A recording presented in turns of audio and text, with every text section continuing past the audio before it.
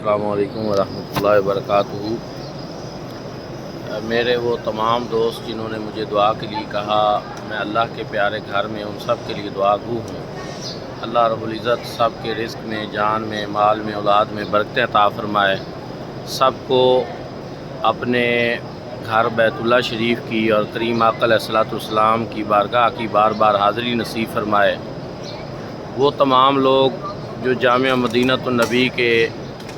عظیم دینی مشن کے ساتھ وابستہ ہے اور جامعہ کے ساتھ کسی بھی لحاظ سے تعاون کرتے ہیں،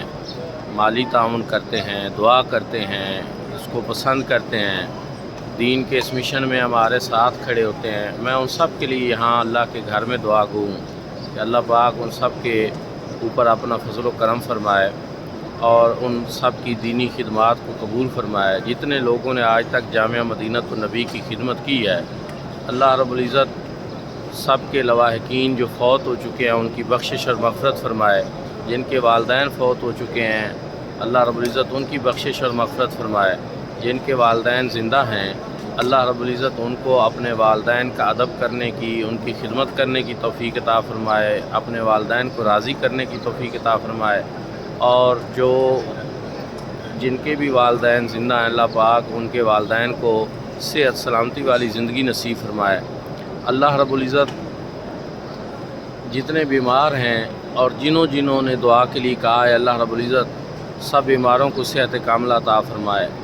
کچھ بے اولادوں نے اولاد کے لیے کہا ہے، اللہ رب العزت تمام بے اولادوں کو اولاد نرینہ صالح عطا فرمائے۔ اللہ رب العزت حضور علیہ الصلوۃ والسلام کی ساری امت کے اوپر رحم فرمائے۔ اللہم اغفر امت محمد، اللہم ورحم امت محمد، اللہم فرج امت محمد۔ یا الہی حضور علیہ الصلوۃ والسلام کی امت کی مشکلات آسان فرما، امت مسلمہ کو بحالی نصیب فرما، ہمارے وطن عزیز پاکستان کو استحکام عطا فرما، ہمارے وطن عزیز کی معیشت کو بہتر فرما، ہمارے وطن عزیز پاکستان کے سے غربت اور بے روزگاری کا خاتمہ فرما، نیک حکمران ہمیں نصیب فرما۔ صلی اللہ تعالیٰ علی خیر خلقہ